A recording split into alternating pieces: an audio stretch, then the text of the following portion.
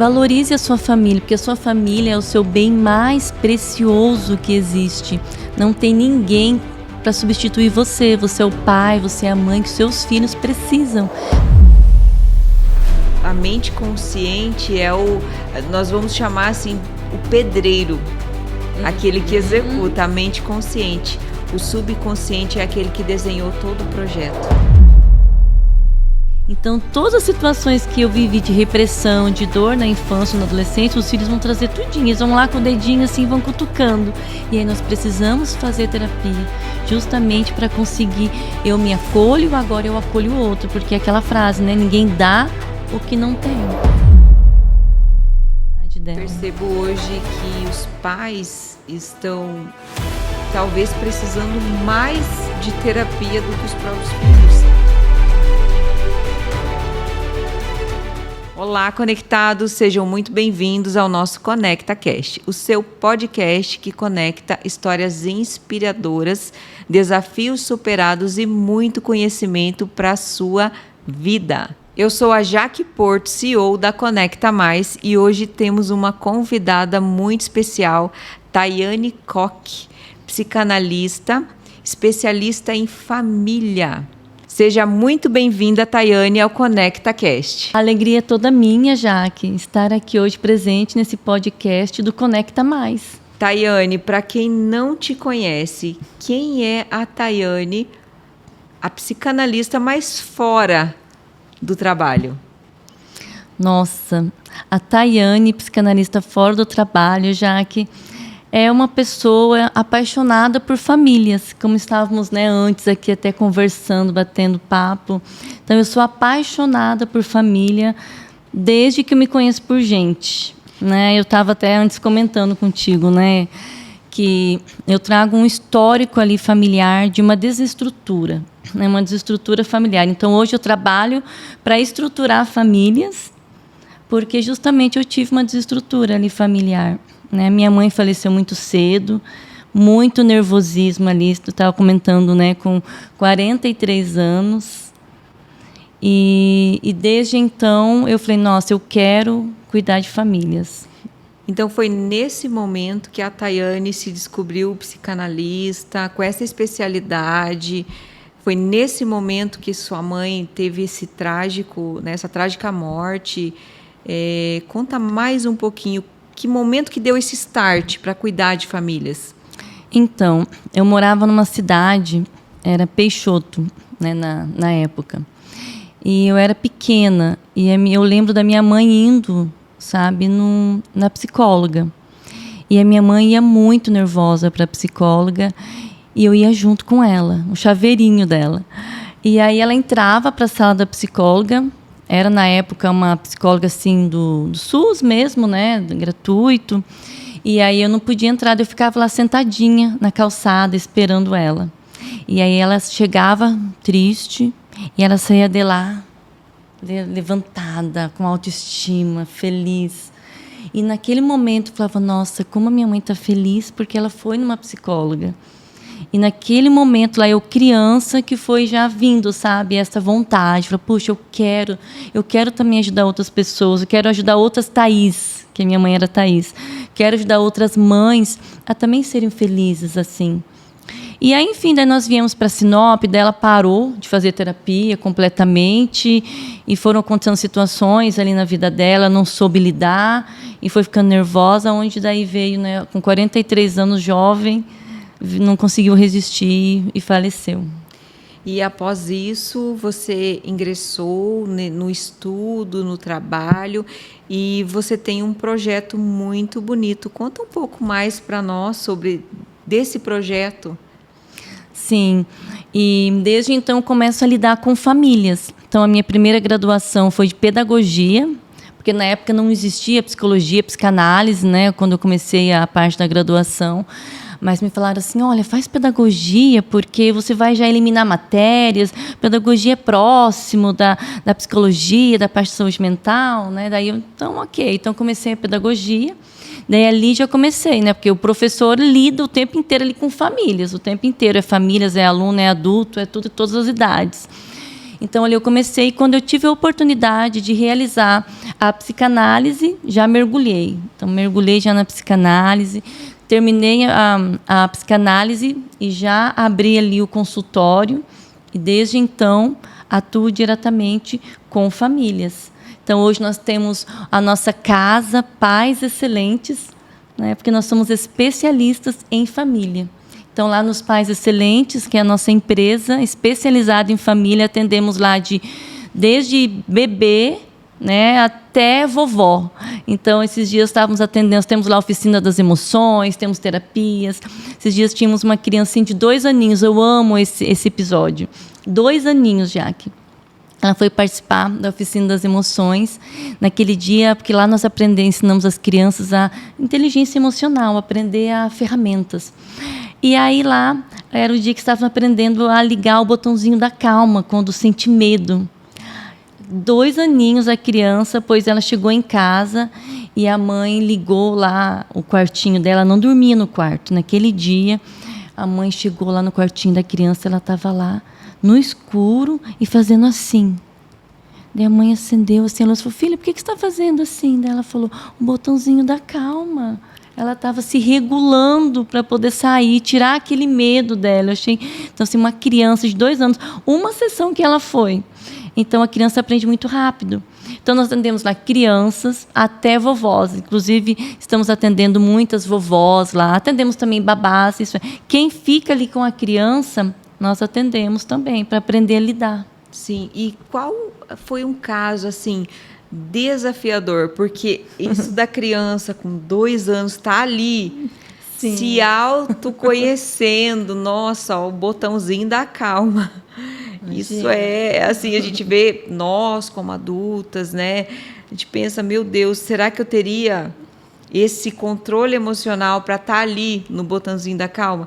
Mas o que foi um caso assim mais desafiador que você pegou em relação a uma criança? A algo assim que ela te trouxe, uma mensagem que fez você repensar sobre como é importante o teu trabalho? Olha, já que eu lembro, você me fala, eu lembro de um caso que me vem sempre à mente. Ela era uma adolescente. Ela tinha, assim, ela não conseguia dormir no quarto dela. Você vê como que esse negócio de dormir no quarto é sério, né? Então, ela não conseguia dormir. O caso dela começou assim. Primeiro, ela não conseguia dormir no quarto, daí os pais colocaram a cama deles, o colchão deles lá do lado da cama dela. Daí não era suficiente, ela queria dormir lá no quarto dos pais. Daí os pais colocaram a cama dela lá do lado da cama deles. Aí chegou um momento onde ela começou a falar assim: ah, não, eu não quero mais, não adianta, eu tenho que dormir, mãe, segurando na sua mão. E ela já tinha uns 14 anos. Segurando na mão ali da mãe. Então, tá bom, filha, vou dormir então segurando na sua mão. A cama dela, do lado da cama dos pais e segurando na mão da filha, de 14 anos ali. Daí chegou um momento onde a filha falava, e sua mãe contando: mãe, eu não consigo mais dormir assim. Eu preciso dormir no meio do pai e da mãe. Então, tá, filha. Colocou a adolescente no meio do pai e da mãe. Daí chegou outro momento: não, mãe, eu tenho que dormir abraçada. Vocês têm que me abraçar ao dormir. Aí, quando chegou nesse momento, onde a mãe procurou ajuda.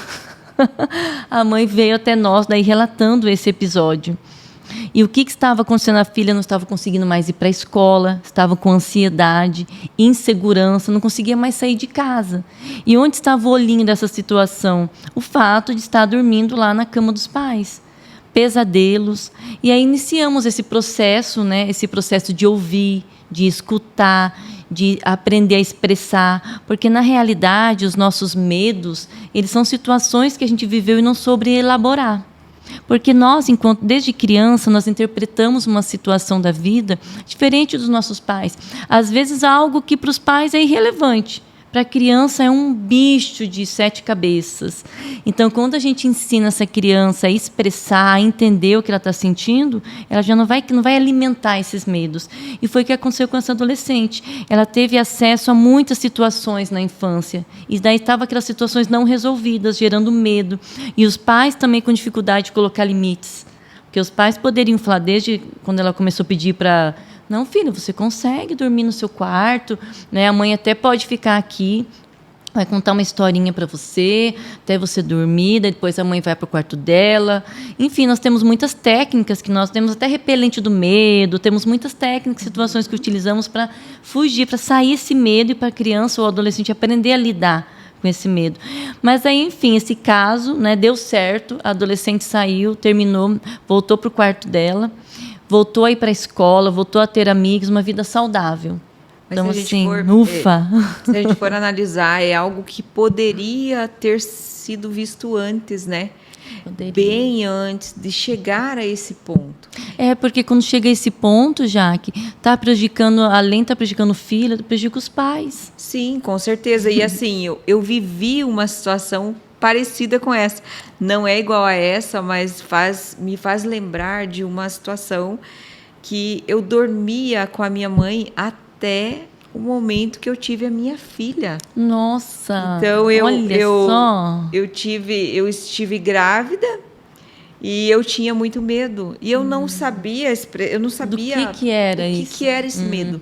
Então eu dormia com a minha mãe e a minha mãe ainda ela falava um termo muito engraçado. Ela falava assim: "Lá vem o rato de igreja".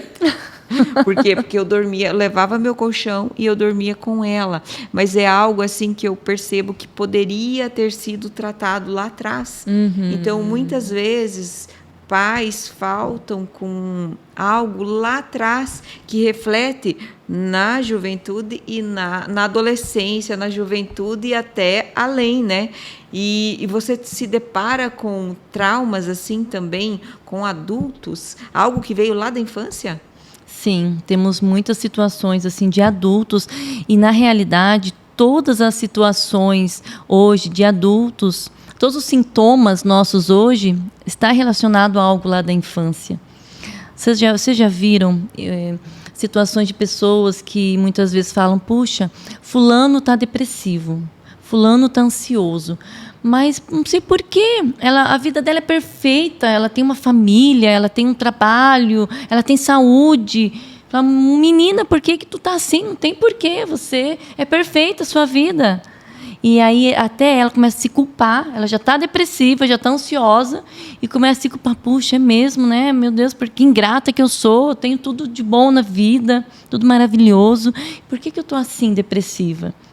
Aí, quando essa pessoa vem para a terapia, Jaque, ela descobre que essas situações de depressão não são situações de hoje, hoje a vida dela está maravilhosa, mas hoje que está vindo situações que ela viveu lá atrás. Então, todo sintoma hoje, Jaque, todos de insegurança, de medos, de baixa estima, de inferioridade, dificuldade de tomar decisões. Tudo isso vem da infância. São situações que nós vivenciamos lá e não foram terminadas, não foram concluídas. Às vezes é um pai e uma mãe que você vê brigando. Às vezes é uma mãe ou um pai que não te dava um abraço, um colo, não falava eu te amo. Ou às vezes é uma mãe que a gente via naquela situação chorando, uma mãe com baixa estima, se sentindo inferior. Então tudo isso vai ficando na nossa cabecinha de criança. E era muito comum isso antigamente. Eu vejo pela minha criação, eu acho que muita gente vai se identificar com isso, mas assim, era muito comum nós não termos esse carinho todo e ainda a gente receber repreensão, a falta da conversa, da compreensão. E também, antigamente, não tão distante, tinha muita agressão. Tudo se consertava com uma palmada, com uma cintada, com uma varada. Então, era mais ou menos assim. O que você pensa hoje sobre isso? O que é mais difícil? Pessoas que passaram por essa geração, que tinha palmada, tinha varada, tudo era tratado como manha, birra, ou hoje, que tem uma parte mais compreensiva de um lado, mas que falta muito de outro lado? Nas nossas formações que nós realizamos com os pais, nós sempre colocamos assim, que nós sempre ouvimos aquela frase, né, que até pouco tempo era comum: eu apanhei e não morri. Apanhei e não morri, estou aqui. Daí a gente fala: você não apanhou e não morreu, mas está com ansiedade, está com depressão, está com insegurança, está com baixa estima, mas não morreu. Cheio de trauma. Está cheio de trauma, está capengando ali. né, tomando decisões que estão fazendo com que você até mesmo perca dinheiro, uma dificuldade, às vezes, de se apropriar de um dom que você tem. Quantas pessoas que a gente fala, puxa, essa pessoa podia abrir uma empresa. Nossa, que pessoa inteligente. Mas não vai, ela vai até um ponto, depois ela volta. Ela dá 2 passos e 5 para trás. Ela não se apropria daqueles dons, daqueles talentos que ela tem. Então, isso aí são traumas de infância.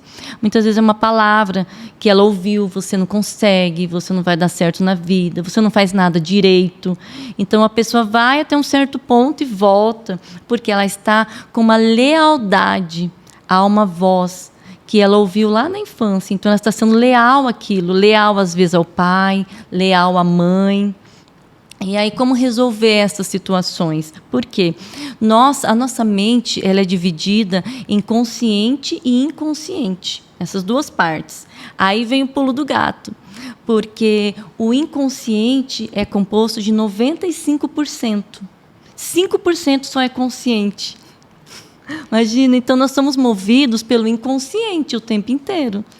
Por isso que, muitas vezes, lá nos Pais Excelentes, nós temos a orientação para pais. Às vezes, os pais vêm para a orientação e, dependendo do caso, nós falamos, olha, precisa ir para a terapia também. Porque não basta a pessoa saber o que tem que ser feito. Quanta coisa que, às vezes, a gente sabe o certo, mas, na hora, vamos ver mesmo, nós fazemos o errado. Não conseguimos pôr em prática. Por que isso? Porque é uma situação que está lá no inconsciente. Então, quando está no inconsciente, nós precisamos resolver com terapia. Precisa trazer consciência. Eu fiz uma época, eu tinha uma terapeuta que ela falava muito sobre isso. Ela falava assim, olha, a mente consciente nós vamos chamar assim, o pedreiro, aquele que executa, a mente consciente. O subconsciente é aquele que desenhou todo o projeto. Exatamente. É bem assim.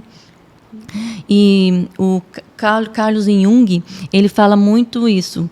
Ele fala assim, enquanto temos que trazer o inconsciente para o consciente, é aí que ocorre a cura. Então, quando que nós nos curamos? Quando nós trazemos o inconsciente para o consciente. É quando eu entendo, eu sou inseguro por causa daquela situação. Agora eu lembrei. Aí é onde eu consigo pegar as rédeas da minha vida. Enquanto eu não sei o porquê que eu sou insegura, por que estou depressivo, por que eu sou negativo. Aí aquilo fica, eu preciso fazer terapia. Na terapia eu vou entender aonde está o fio da meada. E para poder curar, tem que se conhecer, né? Tem o autoconhecimento. Tem que se conhecer. Nós sempre falamos assim, Jaque, que a nossa história é parecida com a história dos 3 porquinhos. Né? Que um construiu a casa de madeira, o outro de palha e o outro de tijolo. E veio o lobo. E aí o lobo assoprou a casa de palha, derrubou. Assoprou a casa de madeira, derrubou. Assoprou a casa de tijolo, permaneceu em pé. Isto é, mas aí o X da questão,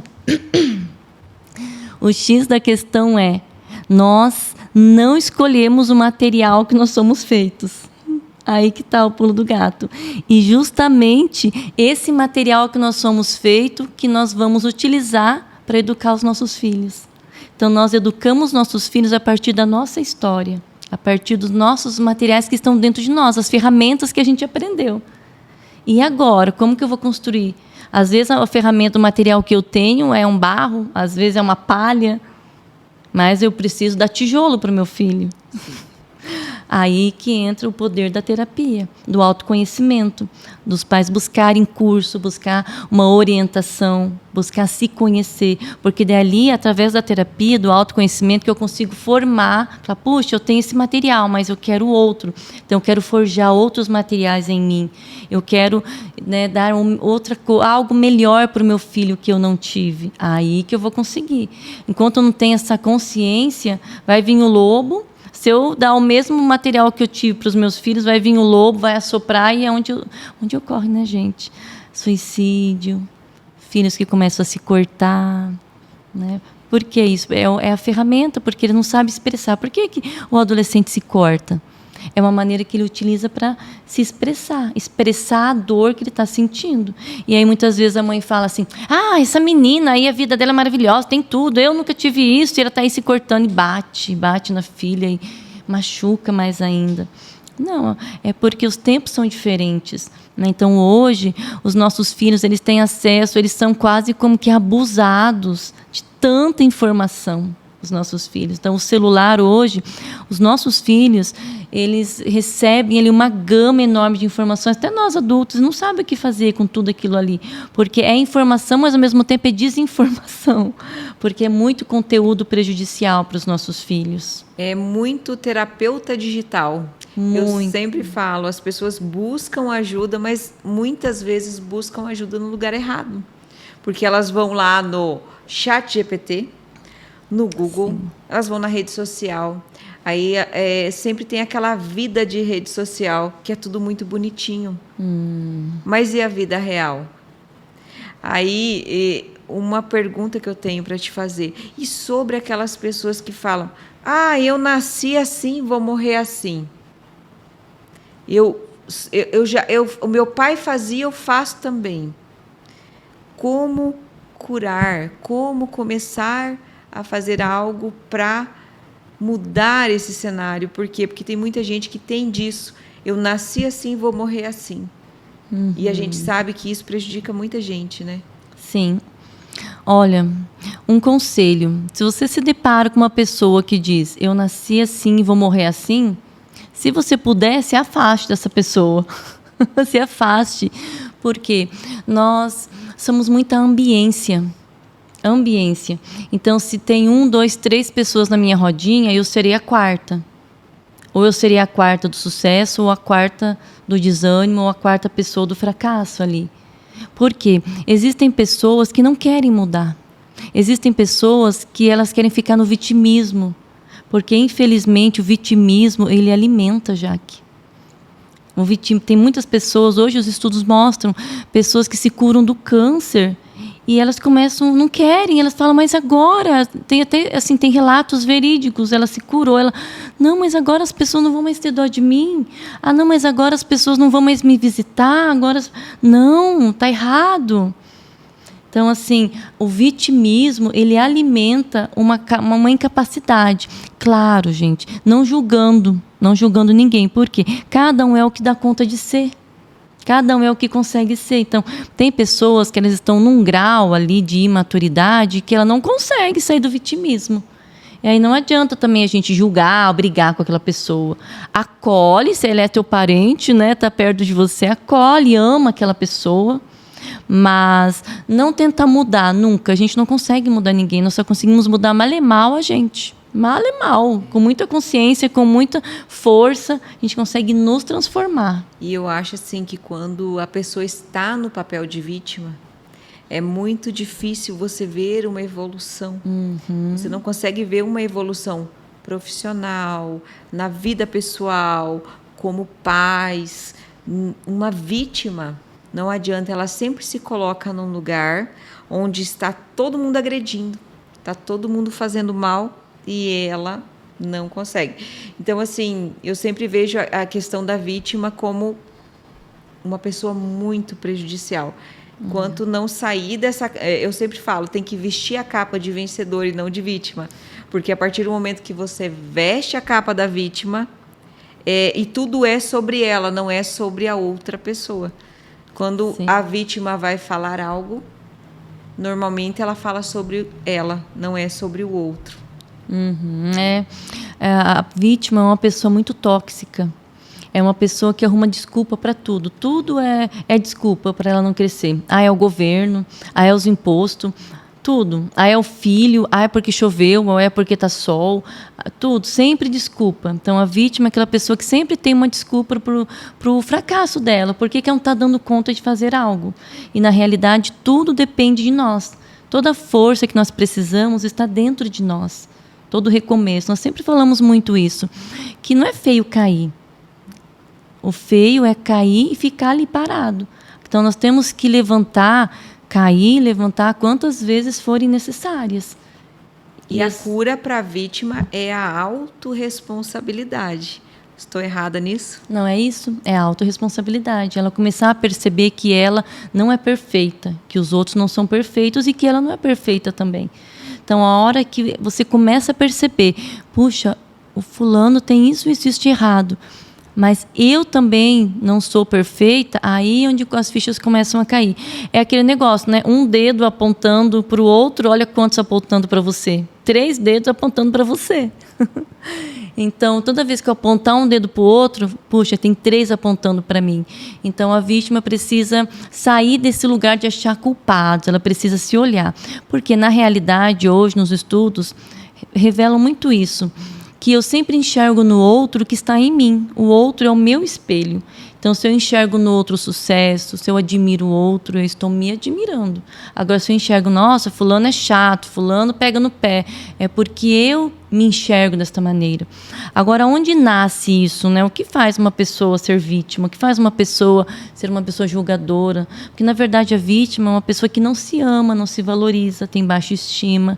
E o que faz uma pessoa ser assim? Volta lá. Do 0 aos 6 meses, a criança não sabe que ela é ela acha que ela é a mãe. Então, se no 0 aos 6 meses, aquela mãe é uma mãe depressiva, é uma mãe triste, é uma mãe brava, uma mãe agressiva, a criança começa a internalizar aquilo e achar que ela é aquilo. Então, é muito sério. Então, a maneira como a mãe se vê é a maneira como o filho vai se ver. Daí depois, a maneira como a mãe enxerga o filho é o que vai internalizando. Se a mãe enxerga o filho como um derrotado, como um que não dá conta, a pessoa vai se internalizando assim. Daí ela cresce e fica com aquelas vozes, com as vozes ali falando para ela. E ela tem que lutar contra aquilo depois. Agora, é claro, eu sempre falo, né, Jaque, lá nos meus atendimentos, gente, não culpando a mãe, culpando o pai. Não, nunca. Porque os nossos pais, eles deram o melhor, com sangue, ali jorrando sangue muitas vezes. Eles deram o melhor para nós. Eu sempre digo assim também, sabe, Jaque? O melhor que os nossos pais nos deram é a vida.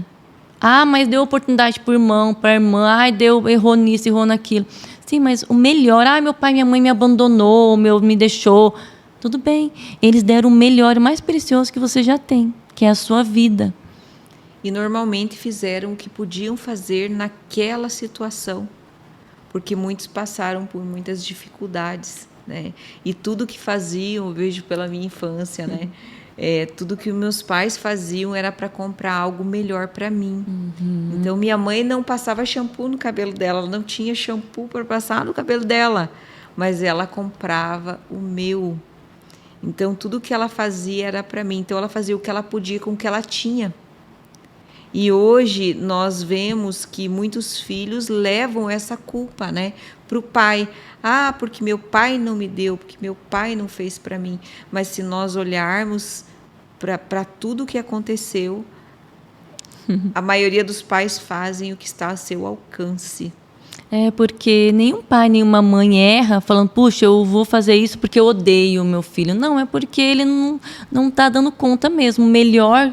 Ele deu o melhor que podia, na condição que tinha, né? Porque a nossa época, muitas vezes, nossos pais, eles sofriam, eles não tinham nem acesso às informações que nós temos hoje. Nossa época era pesquisa em Barça, em livro. Hoje não, tem ChatGPT, tem Google, tem um monte de lugares para você pesquisar e você aprender como ter essa mentalidade, que comportamento, como agir com o meu filho nessa situação. Né? Hoje mesmo, os meus filhos estão entrando de férias hoje, né? Aí eu sentei com eles, eu falei assim, vem aqui, Tarsi, Mari, senta aqui na mesa. Aí eles sentaram ali na mesa. Falei assim, pesquisa aí no celular, no ChatGPT. Por que ficar nas telas muito tempo é prejudicial? Ai, mãe, a gente já sabe. Falei, não, mas pesquisa, vamos lá, daí me fala, lê para mim aqui. Pesquisar. Falei, agora pesquisa. Opções para fazer nas férias sem telas, ou com, né, diminuindo o uso das telas. Daí apareceu lá um monte de coisa. Falei, então é isso. E como faz falta isso, né, para a juventude, para a infância de hoje. Como faz falta aquele brincar na rua, brincar na chuva, reunir aquela turma na rua para jogar bets, para jogar bola, para fazer algo diferente. fazer um piquenique. Hoje a gente não vê isso. O que a gente vê hoje é criança com tela. É isso por quê, Jaque? Porque nós não nascemos sabendo. Nós só nascemos sabendo sugar. Agora, nós não nascemos com inteligência emocional. E aí nós falamos muito isso dentro das nossas orientações para os pais. Que os pais, eles são o cérebro dos filhos. Até ali uns 10 anos, os pais são o cérebro dos filhos. Por quê? O córtex pré-frontal, ele não está maduro nos filhos. Então, ele não consegue tomar decisões. E o que está acontecendo hoje? Os pais estão deixando os filhos tomarem as decisões. Os pais estão saindo do seu lugar de pai e mãe. E quem está sentando na cadeira de pai e mãe? Os filhos, ou o youtuber, ou as redes sociais, as mídias. O próprio celular está ocupando o lugar de pai e mãe na vida dos filhos. Então, em que lugar, que momento que o pai e a mãe... Então, não adianta nós reclamarmos. Ai, meu filho não vê, né? Igual a gente vê essa situação. Não joga, não brinca, não é criativo. Mas se nós deixarmos o filho o tempo inteiro com o celular na mão, ele não vai. Ele não vai brincar, não vai se movimentar, ele vai querer só ficar parado ali, hipnotizado pelo celular. Sim. E o que você acha hoje, Tayane, que pode trazer essas famílias, fazer com que elas sejam mais conectadas, pais e filhos? Qual é um valor ou algo fundamental para hoje, essa conexão entre pais e filhos? O principal, Jaque, da conexão entre pais e filhos é a comunicação. É a comunicação, porque os filhos, e principalmente na adolescência, né? Na adolescência é uma graça, que é a hora do vamos ver. É a hora da verdade. Porque quando é criança, a gente engana ela, vamos dizer assim, né? A gente, então vamos brincar, a criança aceita tudo. Agora, o adolescente, não. O adolescente, ele observa pelo seu exemplo. Então, os filhos, não adianta nós falarmos, sai do celular, e eu estou aqui no celular. Fulano, larga o celular. Ou eu falo, para de gritar! Gritando, a gente falando. Então, não adianta, nós temos que ser exemplo. E nos comunicar, e ter uma comunicação assertiva. Elogiar mais, ter momentos juntos, sabe? Porque não adianta tu ficar o dia inteiro com seu filho, mas o dia inteiro gritando, o dia inteiro você só nas telas, o dia inteiro... Não adianta. Então, é tempo de qualidade. 10 minutos que você fique com seu filho por dia ali, mas seja 10 minutos de qualidade, 10 minutos onde você verdadeiramente olhe nos olhos do seu filho, brinque com algo, faça algo, desenhe, massinha, faça uma leitura, saia. Quantas vezes, algo muito triste que eu vejo, Jaque, os pais hoje vão no parquinho levar os filhos, eles ficam no celular. As crianças falam, mãe, olha eu, pai, olha eu. E o pai e a mãe estão ali no celular. O maior pecado do mundo. Eu tenho vontade de ir lá e falar, olha para o seu filho, larga o celular, sabe? Dá uma dor ali, uma angústia dentro de mim de ver aquilo. Porque eu puxo. Então, assim, a hora de você ir no parquinho com seu filho, vá no parquinho com seu filho, largue o celular. Faça um compromisso com o seu filho, um compromisso com a sua família. Porque é dali que vem os sintomas. Você percebe que a criança, ela é o tempo inteiro, mãe, olha eu, porque ela está formando a identidade dela. Percebo hoje que os pais estão, talvez, precisando mais de terapia do que os próprios filhos. Os pais estão doentes hoje em relação a toda essa movimentação, telas, trabalho, muita informação, e muitas vezes os próprios pais não estão sabendo lidar com isso. Então, eu vejo assim hoje que precisa muito de terapia para os pais, para poder ter essa vida normal que os filhos esperam, essa brincadeira no parquinho, esse desligar um pouco desse mundo virtual ou do trabalho em si, para poder viver o presente. Está todo mundo no automático, né? Tá. Os pais andam muito cansados, Jaque, porque hoje nós pais trabalhamos muito, né? Mas aí o que fazer? Os nossos filhos estão ali. Nós sempre falamos nas orientações, né, lá para os pais. Olha, o seu filho só tem você. Não tem outra mãe, não tem outro pai, só tem você. Então, você é insubstituível para o seu filho te espera. Então, trabalha muito, ok? Nós precisamos trabalhar muito, mas ter o tempo de qualidade, ter o jeitinho para falar.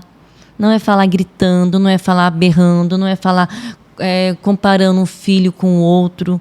Então, Então, nós não temos que ser educados com as pessoas, não somos educados com as pessoas, com um amigo. Nós falamos de maneira educada com um amigo, com um colega, com um companheiro, com um colaborador. Mas com o filho fala de qualquer jeito, sai aquela palavra de qualquer jeito. Vai fazer, sai daqui, pega isso, pega aquilo. Nós temos que ser gentis com os nossos filhos também, principalmente. Não é parar de fazer igual antigamente, né? A gente guardava as louças mais bonitas para as visitas. E nós continuamos fazendo isso, guardando. Só que hoje não é as louças mais bonitas, nós guardamos os comportamentos mais bonitos para os estranhos.